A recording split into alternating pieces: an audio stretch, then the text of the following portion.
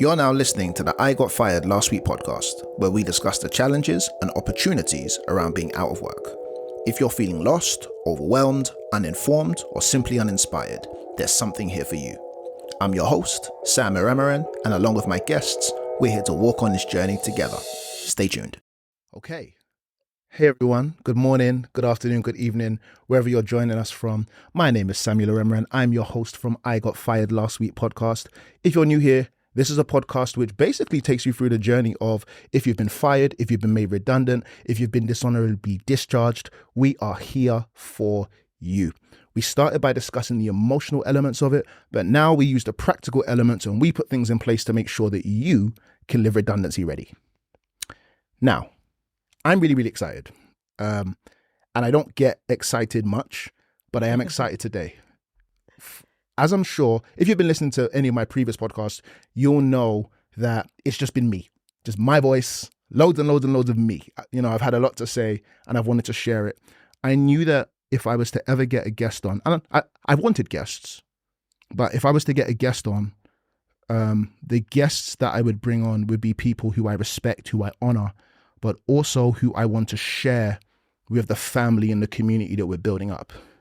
I've been thinking of a name, maybe Fired Fam. I don't know. You know, we don't want to, I don't know. It might stick, it might not. But the woman who's sitting on the sofa with me is someone who I respect deeply.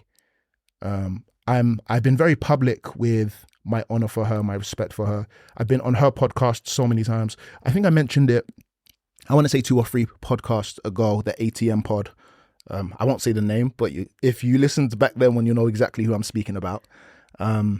This is a woman who is like, what she carries is different. And I'm honored, I'm humbled that she would come and join me and that we would be able to have this conversation.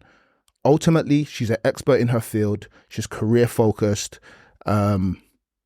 She loves God. She oozes vibrancy. She's a confident woman. She's so much. And the reason why I want to bring her on this podcast is because you can hear my story, but my story can only tell you so much. But by speaking to other people and understanding their journey, understanding that where they are, what it ultimately does is it opens up the door to share experiences and to learn from one another. We want to make sure that you get the maximum amount of value from this pod. So that's my big introduction. I'm super excited. I am here sitting on a sofa with my friend, my sister, Miss Sarah Alonge. Hi, Sam. Listen, that whole intro, I was blushing. I was just like, oh, Sam, stop it. No, but thank you so much for having me today. I really appreciate it, and I'm excited. Thank you. Yeah. And thank you for being my first guest. Thank you for, listen, I'm honored. He was talking about, you know, him being honored to have me on the podcast. I'm honored to be here, so I'm excited. You're too good. I'm excited. Sarah, tell us who you are, because I've not hyped you up. And everyone's just like, so clearly this girl must carry weight because, you know, we're on the I Got Fired Last Week pod. Did he bring her on because she got fired? Maybe not. What is it about her that makes her suitable for this pod? I know you have a bunch of questions. Who is Sarah? All right, that's a good question. It's a loaded question, but I'm Sarah Alonge. I'm a podcaster, as you mentioned. I have a podcast called the ATM Podcast. I'm an author. I have a book called Behind the Scenes. And professionally, I'm that girl who loves a bit of entrepreneurship, but I love my career. I love the path that I've chosen for my life. So I am a global HR manager. I've been doing that for I've been in my organization for just under 2 years. I specialize in diversity, equity and inclusion, and I've been doing that for about a decade now. So, and in that, I've had the pleasure of working very closely with or in HR, and putting my HR hat on as a HR manager. And yeah, I don't know if I missed anything. I mean, you do a lot. I do a lot. I'm a worship leader. I'm a pastor as well, actually. I do a lot. And I'm everyone's friend, I think. I think it's actually, it's your ability to be so personable and to fit into so many spaces that makes you an ideal candidate for this podcast. I think Thank you. One of the things which I want to open people up to is when we are having these conversations, we're talking to real people. Yeah, it's important.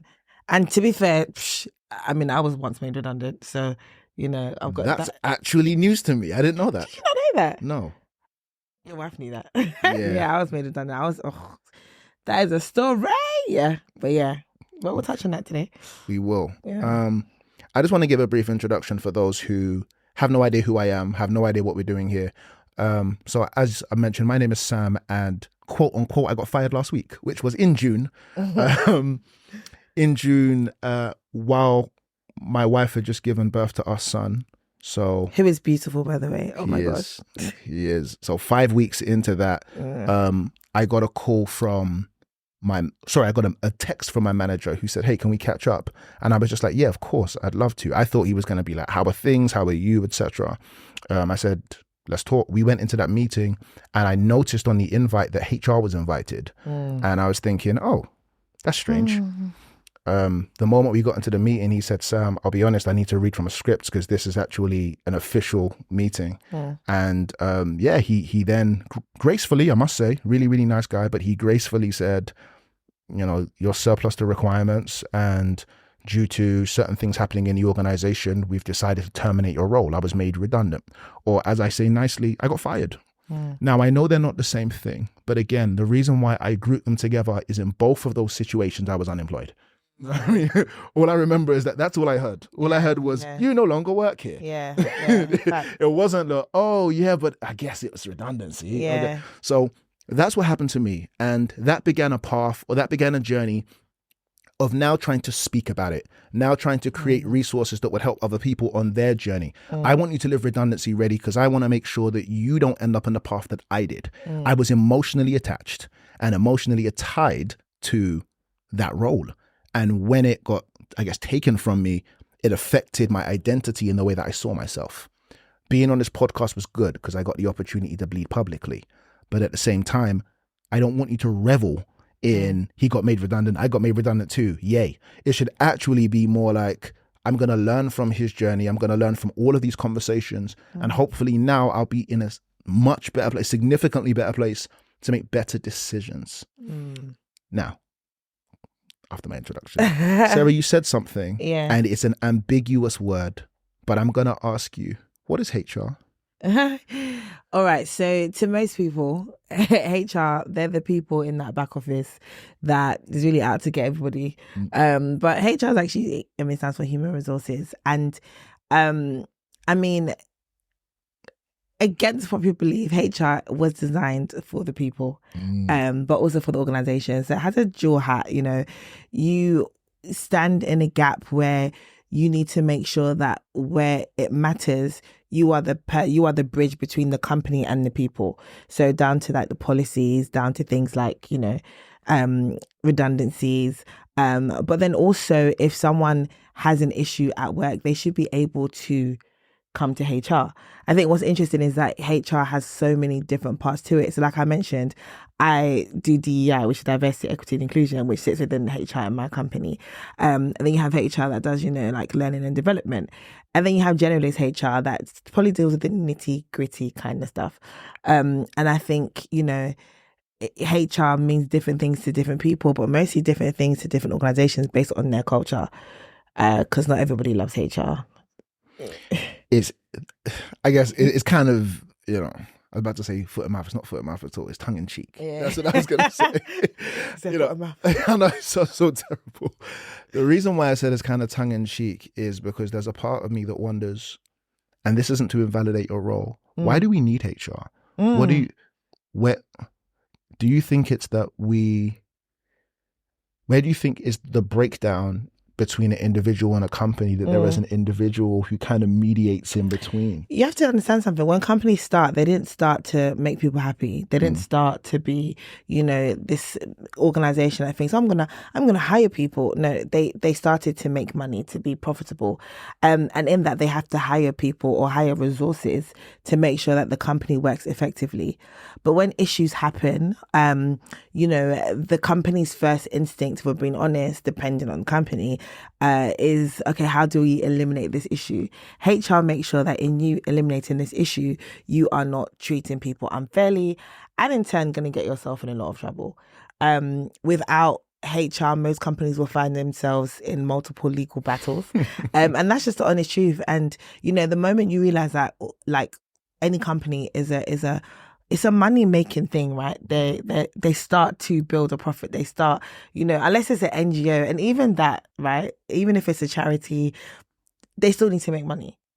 And that's just the honest truth. So HR, I guess, is that bridge that makes sure that you are making money and you're also not losing money at the same time, because you need someone, or you need a body to look after your people.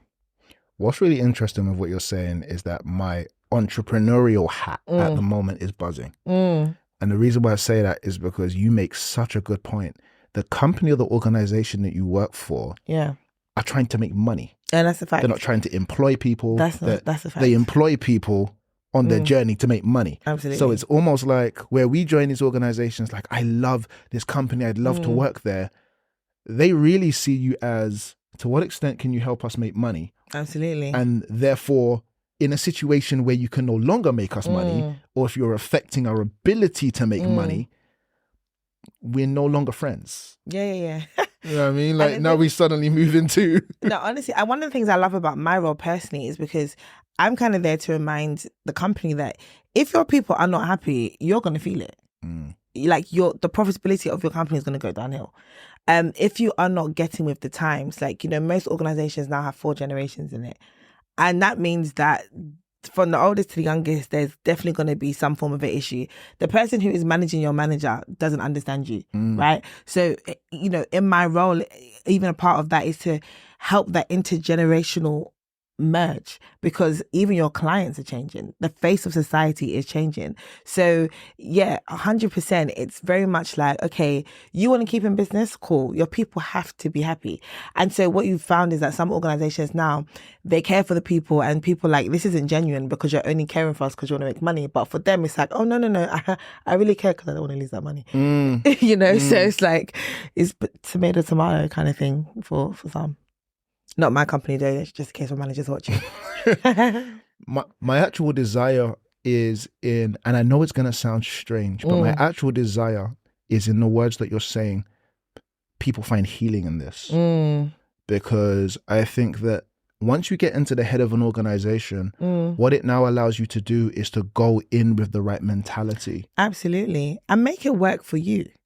So I always say this to people, and I know we're going to touch on this when we start speaking, but I'm the kind of person that I literally believe that what you give to an organization matters. Like, you know, obviously I'm Nigerian, so like people will be like, is it your dad's company? Like, what are you doing? Like, and as much as, I mean, I probably said that last week because, yeah, you know, as much as that's true, you have to care enough to say to myself, okay, do you know what? I want these people to need me. Right? So because I want them to need me, I'm going to make sure I do what I'm supposed to do, and then some. But in the back of your mind, you always have to have it in your mind that you can't outperform, right? You can't outperform something that is no longer is needed. Yeah. So you can be the best, I don't know, think of a role. You could be the best Analyst, right? Or you can be the best marketer, sure, yeah, that the company has ever seen. But they're finding now that there's more efficient ways to market what they're doing. And so with that being said, they're now like, okay, we need to now start making cuts. So one thing I always say to people is that, okay, how is your role still useful for the company? And if you do not know that, why do you not know that? Do you understand? Like, you need to get to a point where you know how useful your role is in that company. Because the moment you see that your role is no longer something that they need, or they're making certain comments, you know, that's the moment where you need to be putting the fillers out recruitment wise. Because no matter how much they love you and no matter how much you can give to that company, if they don't need you, they don't need you. And that's just a straight fact. But always come into a job, you know, with the mindset that I'm going to do the best I can so that I'm an asset. Because yes, they pay me, but I want them to see me and be like, oh, if they ever do want to get rid of people, I'm the last person that they're going to get rid of. That's all a good story if it's a role that's not at risk. But if there's any point where you feel like that role may be at risk. Okay, Sarah, here's where I'm struggling. And I'm not struggling because I don't know the answer. I'm struggling because I know it, but hearing it from you kind of affirms how I feel about it. Yeah. So how do we walk that line, right? Because there is a line of work hard, you know, like overperform, like be the best in the room, give like, and that requires sacrifice. That requires you 100%. giving parts of yourself 100%. for a thing. How do I manage the line between I'm going to do my best and give me, you know, versus, but if you're surplus to requirements and we no longer need you, give as much as you want.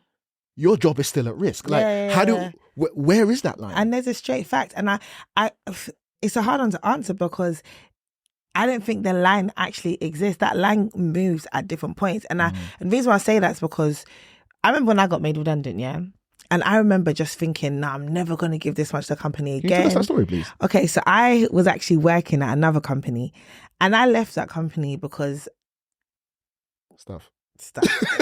Sure. And I left without a job. That's how, you know, the ones where you leave without a job. But I managed to get the job quite quickly, and I studied political communications for my master's. So this particular role was going to merge my love for DEI and politics together. I was going to get an opportunity to work on some big campaigns. So I worked on Sadiq Khan's London mayoral campaign. I worked on Liz Kendall's campaign, which was trying to run to be the, you know, Labour leader. I managed to work on a lot of campaigns. Like, it was a big thing, and like I can tell everyone that, you know, this is what I did. You know, Nigerians, they just want to know that. You know, but the next thing you know, I'm sure my dad told people I was working for Boris Johnson. I don't even know. Like, never worked for him a day in my life. But, you know, it was such a good thing for me. So I started this job and I loved it. And I remember this job stretched me so much. Like, there were days pre-election, like, I wasn't leaving till like 11, 12. Like, they'll get cabs home, book your food. Like, it was a hard job, right? I remember on my birthday, I had plans. I had to cancel it because obviously my birthday's in February, elections are in May. But before that, you've got a whole data drive. They changed the way we vote. Anyway, I digress. So I started working there now. I was loving it. And then, you know, there was a change in management, which was a bit of a tricky one. But it's cool. I'm doing what I need to do. Election time comes now. And one of our biggest clients, because we were a neutral agency, but we had a particular client that we're working for, and it was the Labour government. And obviously Labour didn't win. But that shouldn't mean anything to me, right? But it should have. At the point, I'm thinking, oh, we're a neutral agency, so really my role, you know, I can just work for any party at this point. But Labour doesn't win. And then with that, you know, happening and everything, there were conversations behind the scenes that I had no idea it was even going on, to say that, oh yeah, like, we don't really need Sarah Alonge anymore because Unite the Union, I'm really name dropping here, was financing my particular role because they wanted for their own agenda Labour to win. Sure. And so they were like, oh, well, since this didn't work, and there was a big part of what I was doing that was being financed by them, they were like, oh, well, there's no point us keeping Sarah on. So I was in work that day as usual. And yeah, like, at this point, I hadn't even been there for a year yet. And I remember trying to log onto a particular system and it wasn't working. And this is what's crazy. Don't tell me this, you'll break my heart. I promise you. And this is why I kind of like, I'm that person in HR that I really care about people, because yeah. So I was like, oh, it's not working. Didn't think anything of it. Carried on. I remember having a call that morning with like a client on the call. You know, there's a manager there that I proper loved. I remember seeing him and he couldn't even look me in the eyes. But again, I'm not thinking anything of it. So the new manager now calls me to the office. We go to the back. And then when I walk in there, one of the senior managers is already in there. Bearing in mind, this is an agency and their HR is offsite. So there was no HR in this meeting. You know how you have the luxury of having HR on the call. And the reason why they do that is a representative, and also to make sure that no one's saying anything they shouldn't be saying. So they were basically like, oh yeah, we're going to cut to the chase. It wasn't like a nice conversation. And they're like, oh, you know, you've been doing great work here, but yeah, unfortunately there's no longer a need for your particular role, what I was doing at that time, because we don't have the money for it. We've looked at where else we can put you. This is literally how he said it. I'll never forget this man in my life. And we won't be able to match what you're currently getting now. So yeah, we'll be ending your role. And that's literally, so I sat there and I was just like, but surely I have rights. And, at this point here, everything you do know, obviously I studied policy. So like, I know these things, it completely went out of my head because I'm like, what's actually happening to me? But I hadn't been working there for long enough to get like, certain employment rights. They were gracious enough to offer me like, I think it was like 2 months. No, like, I don't even know. They were gracious enough to offer me a bit of money, basically. And after that, I remember thinking, I'll be cool. I'll get a job. And I remember speaking to certain people and they were like, this sounds like an unfair dismissal, going back and forth. But actually, legally, they did everything they were supposed to do. They tried to find me another job. I hadn't been there for up to 2 years yet. So there was nothing, there wasn't a leg that I could stand on. And I wasn't able to get another job in my field for a good 7 months. And that's why I'm also passionate about making sure people make good use of that time, because getting another job after you've been made redundant is another topic. You mentioned something. You said like, sorry, that's just sitting with me. I was just, man, it's almost like redundancy trauma. It's just like, no, 100%. You're just like, 100%. I remember how I felt coming out of it, and I was just like, huh? And you take it so personally. Like, you think to yourself, like, what didn't I do? Do you understand? Like, what didn't I do? Like, why now? And for me, it was the whole, like, I literally left the job like a few months beforehand with nothing and came to this job and thought everything was going well. Like, how you said that you thought he was checking up on you? Yeah. So when I went into that meeting, I didn't think anything of it because the day before we were all cracking joke, So it's like, it's the shock of it. Yeah. And it is a reminder, like, as horrible as it sounds, is that you have to know how to represent yourself. Sure. And that's just a fact, because when it comes down to it, your company will represent your company and you will represent you. Yeah.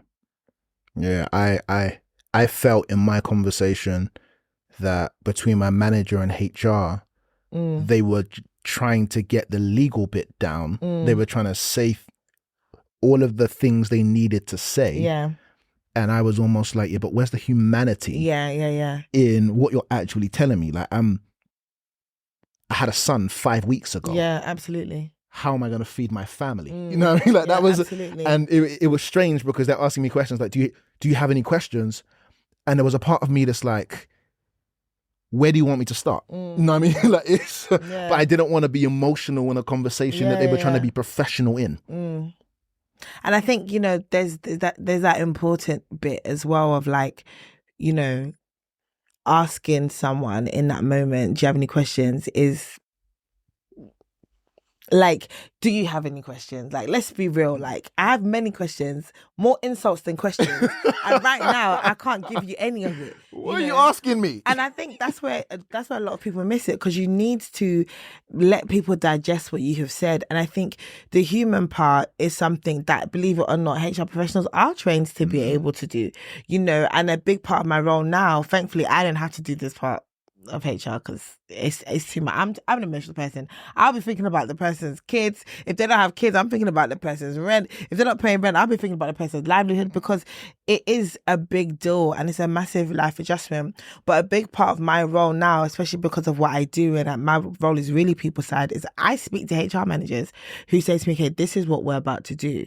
What is the best way you think we can go about it? Sure. And I think that's where, compassion comes in, where it's like, okay, we don't have a choice here. Maybe you start off with, this is what we have done in order to avoid getting to this point. Yeah. Because I think then, even though it's still a blow, you do feel like it's less personal. Yeah. You do feel like, we tried everything. We tried everything and this is where we are now. But this is what we have, because, your company are supposed to find you something, or, present anything to you, within the organization that you could potentially do. And a lot of people don't know that if you do leave a company after you've been made redundant and you find out that there was a like for like job, so you look at the job description, and you find out there's a like-to-like job and similar pay, and they didn't present that to you, you can, even if you've left the company, you can go back and you can change that redundancy to unfair dismissal. That's really interesting. Yeah. And the reason why that's really interesting is because I remember it wasn't in my first meeting, it was in one of my meetings. But what they said, and you know what, I know my manager's probably going to hear this. This is what you said, sir. What they said was, there's not a role at your level, but a lady who joined after you, who was at your level, she's going to need someone to work for her. So there's a junior role, which you're free to apply for, but it was almost like, but there's no internal favor. It's go on the external job site and speak to the. I was just like, if I work for the organization, don't I like? Can I just go over to my man's desk and go have a conversation? And this is why internal policies are really important, because really it should have been done internally. It should not have been an external. And to be fair, I think actually legally, if I'm not mistaken, they do have to present the opportunity to you. What I do think is the nuances of the legalities is it doesn't say whether that presenting is internal or external. Sure. However, they do have to present something to you that can be like for like, and also give you all the information. So do they tell you that, for example, if you took it and you got it, you had 4 weeks to decide whether you liked it or not? No. So things like that, they are supposed to present that to you, and they're supposed to let you know that, okay, if you do it and you take this role, you have 4 weeks essentially to decide whether you like it or not. And if you don't like it, if you don't feel like you can do it, you can go without being penalised, and you can still get your redundancy. I mean, where were you? This is good. Yeah. You and that actually kind of feeds into the next thing I was going to say. You knew in your redundancy, you were like, okay, even though they might not have necessarily came to mind, you knew that there were rights that you had. Yeah. What rights do we have? That's a good question. And I think, who you vote for matters. So I will say politically, but, fortunately, because we're still better than a lot of other countries in the UK, and I know this is a global podcast, so I guess you have to look at it. Yes, you have to look at it from where you are in the world, and every country and every location will have their own, policies, and that's quite interesting for me because I have a global hat on, so I know that every company. So yeah, if you have a question, DM me afterwards. But for the UK, I'll start off there. So if you work for a company for up to 2 years, then you legally are retired to the minimum of statutory redundancy pay. And what that means is that there's an amount that the government has specified that your company has to pay you. And that amount also depends on your age. So if you're under the age of 22, then it is half a week's salary for every year that you have worked. So if I work 6 years, it's 3 weeks pay. It's 3 weeks pay. Okay.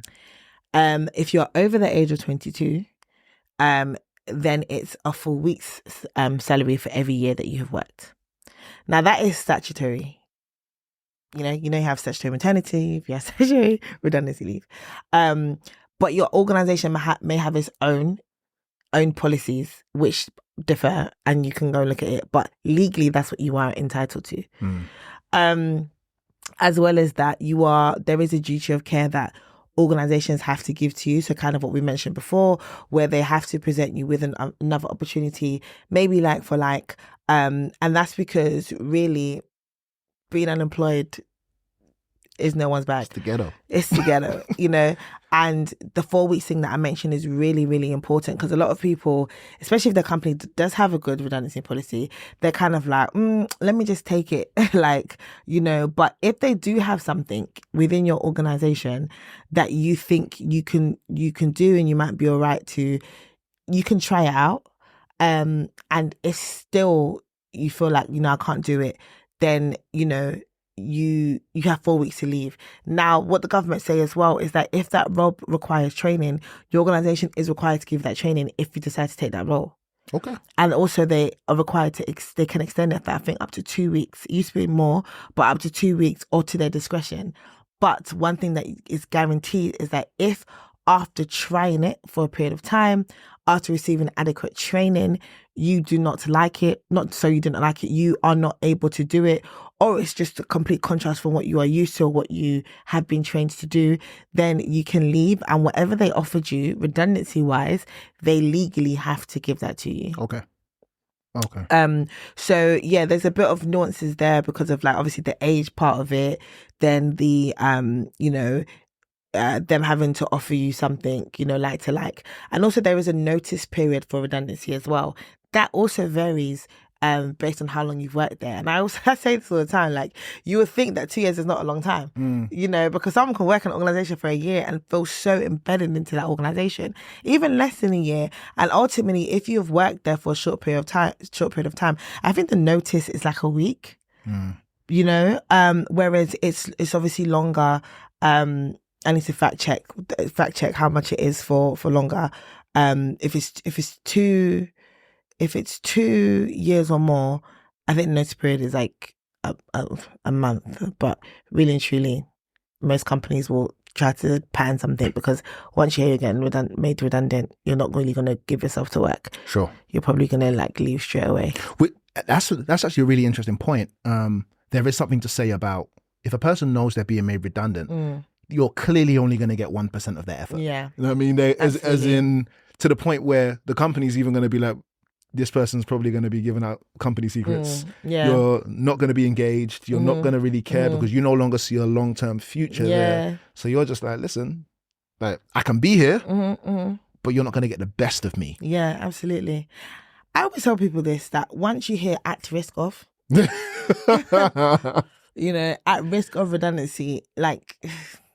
I don't want to give a percentage, but 99% of the time, and the truth is sometimes when you are at risk of being made redundant, the reason why they're saying that, and I'll say this honestly, is that sometimes companies are genuinely looking for, okay, once we're restructuring, where can this person fit in? Because they've invested in you. Sure. Like financially, every time you hire somebody, you have to then, the amount of money it costs to bring somebody in, to onboard somebody to a company is a lot. So even though in the long run, it may look like, well, actually, it's better to cut ties now because when I cut ties with you now, I spend less later on. It's kind of like, actually, if there's a way we can keep this person in the organization in the place that is needed, if there's an existing role or something we can do, let's try to do it. And that's just the honest truth because, like I said, they've invested in you and it just costs it costs a lot of money to onboard people. And you can't put a price to somebody's knowledge of a company and them just being a right fit, especially if they're a right fit for the organization. So, can I ask you a really loaded kind of not loaded question? Yeah, what's that? Why do people get made redundant? And the reason why I ask you that is I think I've spent probably 4 to 5 of these podcasts basically telling people you're not always the problem. There are times when sometimes you're surplus to requirements, sometimes they want to go in another direction. But I've noticed that there's a person that we both know. This person was in my classes. He was a first class student, absolutely killed it. We had a conversation actually in my Instagram DMs. And he said to me, Sam, this happened to me about 7 years ago and I haven't been able to recover from it. It really knocked my confidence. Yeah. And I think I know why I was made redundant. There was a part of me, I released a video which said that I was a B player. What I was trying to get at was, for many of us, good is the enemy of great. I knew that I could just be good. I didn't have to be great because I was salaried. And the salary, funnily enough, worked against me. Because the salary told me that I can do this amount of work, almost like the minimum that I can do. And get it. And I can still get paid at the end of the month. And it is what it is. I'm going to come. Yeah, exactly. Company bonus, everybody gets this much. And I was just like, cool, I'll drink from the pot. Knowing that if I was to be very honest and rank myself up against the rest of my team, I probably was going to be the first person to go out of that. So when I'm asking you the question of like, why do people get made redundant? Of course, there's the obvious questions. Yeah. What's the stuff that we can't see? Because you're in meetings where, maybe not when they're choosing to make someone redundant, but you're in meetings when they're having conversations about individuals. I'm sure as a D&I specialist, people may come to you and say, there is a D&I element in this. Oh, absolutely. The person's racist. The person's getting rid of me because of this. Like, why do you see that people get made redundant. And I guess it's like the real reasons and also the reasons that people tell themselves. Yeah. Do you know what? Yeah, even just going back to your point now, because I think it's really important. Even though you were, like you like to call it, a B player, the minimum requirement for a role is that you do everything you're supposed to do. Yeah. And so, and I love to highlight that because, you know, for someone like me, I'm definitely a go above and beyond person. And that's because, like, as much as I do love business and as much as I do love the whole entrepreneurial side, there's something weird, you know, wired in me in comparison to everyone else in my family that I love working. Like, I love, you know, the career path, maybe not forever. Sure. but I do love it. And there are some people like that. But there are some people who aren't like that. And I think as long as you are doing what you need to do for your role, really and truly, you're okay. And that's just the honest truth. But I do love this question because it's very hard for you not to take it personally, especially when you're kind of watching on LinkedIn. Okay, who else's profile has changed? Okay, who else has been made redundant? You know, if you're speaking to people within an organization, you're finding out that it's just you. There's no way you're not going to take it personally. Until you start hearing other people's names, then it's still kind of personal, but it's like, okay, all right. Can I be honest with you? Yeah. And sorry, I know I'm cutting you. They told me we're getting rid of 3% of the workforce and something. Sarah, I haven't seen anyone else's state. Like, I've been, like, there's a little part of me that's just like, you know, like, I've got a certain number of people from the organization. 3% of the organization. And there's 50,000 people in this organization. That's the size of a small island. Where's the 1,500 people? Because I don't seem to see it. I've seen promotions. But do you think also that maybe some of these people haven't found jobs yet and they're still keeping it there? Because that's what a lot of people do. I've done that before. Yeah, we found that. There are definitely people that we know no longer work at our organisation. Yeah, and we're not going to tell them, can you remove that right now? Because it's you know, some of these redundancies, they are quite painful to the organisation. Sure. You know, so, and you want to be in a place where, should I need you again? Should I need your role again? We want you to reapply. That's another thing. So a lot of the times, tell me more. 110%. What? You know, like if a role comes, right, and we think you are a good fit for that role, because remember, HR has different parts in it, including recruitment. And recruitment work closely with other parts of HR because we need to know who's a regretted leaver and who is somebody who you actually were like, a non-regretted leaver. And so with that, you know, with that in mind, most companies keep records of that. So if a role comes in, even if you've been made redundant, right, to cut out all those recruitment fees, you may get contacted. You may get a call to say, listen, this role has come in. We think you'll be great for it. We've worked with you before. Let's see what we can do. That's so interesting. And a lot of people don't realize that. And it's very common, by the way. Because it feels so final. You know, like you're no longer working here. We no longer. I was just like, okay, fine, I'm done. I'll be honest. If they were like, but hey, you know, 6 months down the line, would you be interested? My pride and my ego might be like, but no, because you broke up with me. No, but this is, no, I 100% get it. And this is why, like, I always say, you know, don't skimp on the certain training that you have with your managers, because your managers need to be able to build that kind of relationship with you where they're saying, this is what we have to do. However, if something does come up, like, you are someone that we would love to keep working with. And I think even though your ego is bruised in that moment, if it's a genuine reason, because you asked, why do people get made redundant? So the most obvious reason is that your role is actually redundant. Like, there's no longer a need for that role. There's no longer a need maybe for your level of seniority. The business has done a review most times. They've maybe done an audit, and they've realized that actually it's costing us more money to have you in this position, or we have, like, you know, AI, or we have or we have whatever this medium is that can now come in and do what this person's doing, and do it effectively. Or it could be, if this particular role no longer exists, we'll be fine. So sometimes it's not even about the cost analysis. Sometimes it's that actually this was a bit overkill. We didn't need this in the first place. And so that's one of the reasons why people get made redundant. Sure. Another reason why people get made redundant. Say it with your chest. There have been some cases, not anywhere I've worked recently anyway, where roles are renamed. because somebody's not a right fit for an organization. And that's just another thing where companies are quite smart about it. And I'll just be honest, where they're just like, yeah, you know, an unfair, if we get rid of you, it'll be an unfair dismissal, which just costs way too much. I keep talking about costs because that's what companies really do care about. Sure. And reputation as well, right? So sometimes it is easier when there's a particular person who is troubling to work with or not a good cultural fit, but you don't have the grounds because they, you know, you don't have the grounds to dismiss them in a fair way. Sometimes the organisation may make that person redundant and in about 7 or 8 months' time put out a role with a very similar job description and a different title. I mean, I get it. I hate it, but I get it. Yeah. Is there a world, right? And of course there is, but I just want to I'm going to say it. Yeah. Is there a world when you're just not good enough?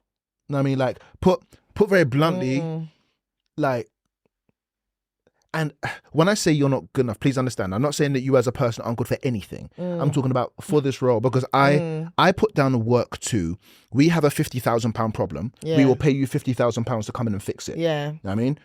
You are no longer fixing my problem. So it is financial, but it's also in terms of you're more of a burden than you are a help to me. It's not that you're not good at anything. You're not good at the thing that I would like you to do. Yeah.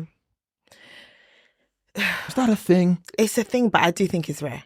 Okay. If I'm being honest with you, I do think it's rare. And you'll actually find that a lot of companies, because you've worked with people that you know should not be working here. You've worked with people, let's all be real, especially if you work in a big organisation, you've worked with people, whether it's in your team or another team, and you're thinking, how did you even get this? How? Job? Like, how?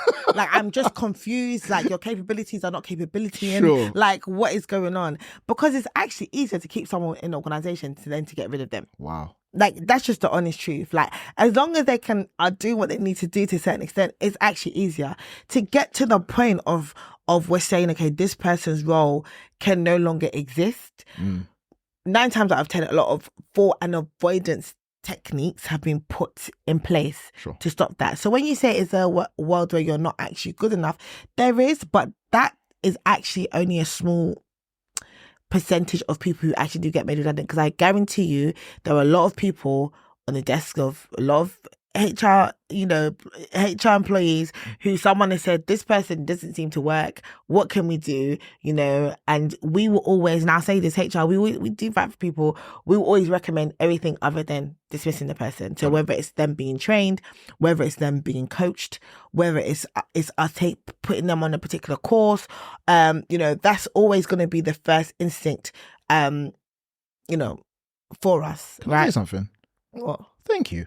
Oh. And the reason why I'm going to say thank you is because there's a part of me and there's a part of my listenership who think that HR are cowboys. And, as in like, because of course, when I'm in that meeting, I'm thinking, you're not fighting for me, lady. Yeah. Like you're on their side. And even though we're not taking sides, I feel like you're taking sides. So actually to hear that, like, well, no, like we'll advocate for you. Yeah. We will be there and we'll actually say, listen, I know that you want to fire this person, but have you tried this? Have you tried that? Oh, I've just remembered something and it kind of hurts my heart. What's this thing about the performance review? Because, Sarah, why? Is that a legal thing? Is it like we need to justify in our minds that we tried? You put me in a performance review, gave me too much work that you knew I would, like, the trauma's there. Yeah, to be honest with you, I think, so what we always say to put someone on a performance review, different companies have different names for it, is literally like, okay, there are certain measures that need to legally be put into place before someone's dismissed from a role. If a person gets put on that, is there is it like there's a good chance? In my firm, honestly, yes. Okay. And I think I'm highlighting that because, again, like, we want those stories where someone has someone has just been like, because sometimes as well, and this is where the HR hat comes on, because you're supposed to be an impartial person, because sometimes it's not the person, sometimes it is the manager. Facts. You know, sometimes it is the workload. Facts. So you have to have a body of people, and that's why there's so many specialisms within HR. So when somebody's on a performance review, L&D get pulled into it because it's like, okay, what are we doing to develop that person? But L&D, I think where a lot of companies miss it is that they're only prepared to do the development for the person who's on the review. The people working with the person on the review, are we actually looking at, you know, what you're doing and how you are effectively managing this person? It's almost like a prevention cure thing. Yeah. When you're sick, now we'll fix it. Exactly. Rather than we can prevent it by better working. Exactly. And I think, you know, if you do notice a trend where you've been put on this review and, you know, your manager is giving you way more work than what you would normally get on your workload, this is why I always tell people, just know your rights, because your job description should not be too far from you. And what I mean by that is that if this ever happens to you, touch wood or God forbid or whatever, you need to say, okay, put me on this review, you've set this amount of work for me to do. Is this in my job description? If it's not, why am I doing it? Can we do that? Yes, you can. Okay. You know, yes, so we do actually have the right to say, I know you're asking me to do a thing. Yep. And I know that it would be me going above and beyond to do that thing.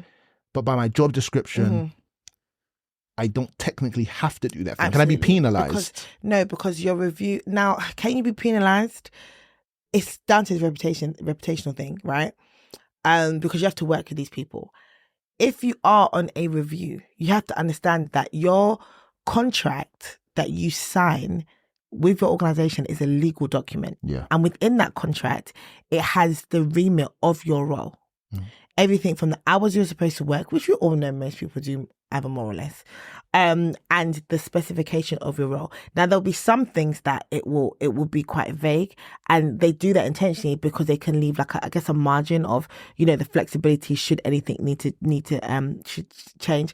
But there is, I guess, a reasonable amount where after a while you're like, actually, no, that's too much. So, for example, if all of a sudden, you know, you have been asked to not only like analyze data, but now you've never been told that you have to like present or put together reports or whatever, for example, and now all of a sudden you have to do that while you're on a review. But before your review, you didn't have to do that. The purpose of your review is because they want to check the suitability of you for the role, making sure that you're doing everything you need to do. It's not to test you on what you're not supposed to be doing. Sure. And this is where a lot of people don't understand that, because they're so busy just trying to prove themselves that they just say yes to everything. But really, if your manager's doing that, they don't want you there. Noted.